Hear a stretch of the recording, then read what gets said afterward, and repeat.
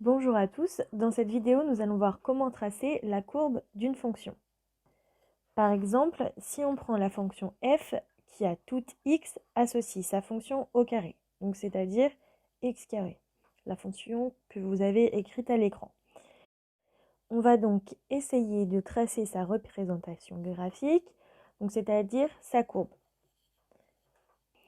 Pour cela, on va avoir besoin de plusieurs images de cette fonction pour pouvoir tracer plusieurs points de cette courbe.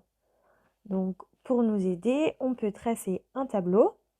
Dans la première ligne du tableau, on va mettre plusieurs antécédents, donc plusieurs valeurs de x. Donc, par exemple, ici, on a pris x égale moins 2, x égale moins 1, x égale 0, x égale 1 et x égale 2. La deuxième ligne de notre tableau, elle, ce sera la ligne des images, donc la ligne f de x, dans laquelle on va mettre les différentes valeurs qu'on va calculer. Si vous avez quelques doutes sur comment calculer une image, vous pouvez retrouver dans le petit en haut à droite de votre écran ou dans la description de cette vidéo, notre vidéo qui vous l'expliquera. Nous allons faire le premier calcul ensemble, donc nous allons calculer f de moins 2. Ce sera égal à moins 2 au carré.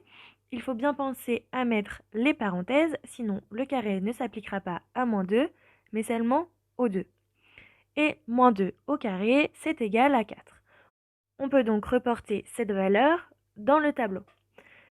Nous allons ensuite remplir rapidement le tableau, mais vous pouvez, pour vérifier, réaliser les calculs chez vous.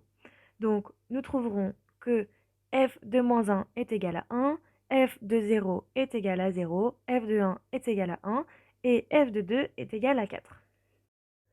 Une fois que nous avons fini de remplir ce tableau, nous pouvons l'utiliser pour tracer la courbe de notre fonction. On va donc pour cela placer des points sur un graphique pour obtenir la courbe de notre fonction. Pour que ce soit plus simple, nous allons mettre une page quadrillée.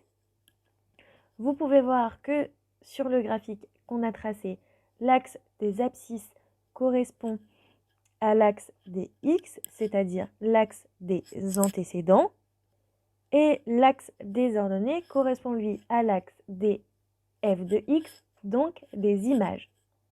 On va donc placer notre premier point qui a pour antécédent moins 2 et pour image 4.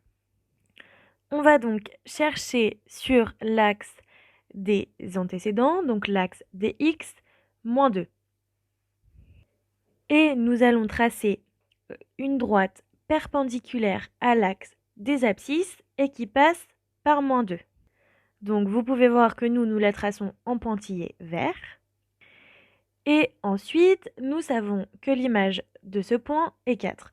Sur l'axe des f de x, on va donc prendre le 4 et tracer la perpendiculaire à l'axe des ordonnées et qui passe par 4. Vous pouvez voir que nous traçons cette droite en pointillé vert. Et nous pouvons voir que nos deux droites en pointillé vert se croisent. On a donc trouvé le premier point de notre courbe qui est l'intersection de ces deux droites. On vous le met en évidence en rouge. On va procéder de la même manière pour placer les autres points. Donc vous pouvez voir que nous les plaçons tous en rouge. Chez vous, vous pouvez mettre pause pour placer tous les points correctement tout seul. Et pour pouvoir vous entraîner, on va ensuite tracer la courbe à main levée qui va passer par tous ces points. Donc ici, nous la traçons en rouge. Nous pouvons donc voir l'allure générale de la courbe en rouge. Nous avons donc réussi à tracer la représentation graphique de notre fonction. Merci d'avoir regardé cette vidéo. Vous pouvez retrouver dans la description ou sur l'écran qui s'affiche tout de suite nos autres vidéos au sujet des fonctions. Nous vous souhaitons de bonnes révisions et un bon courage.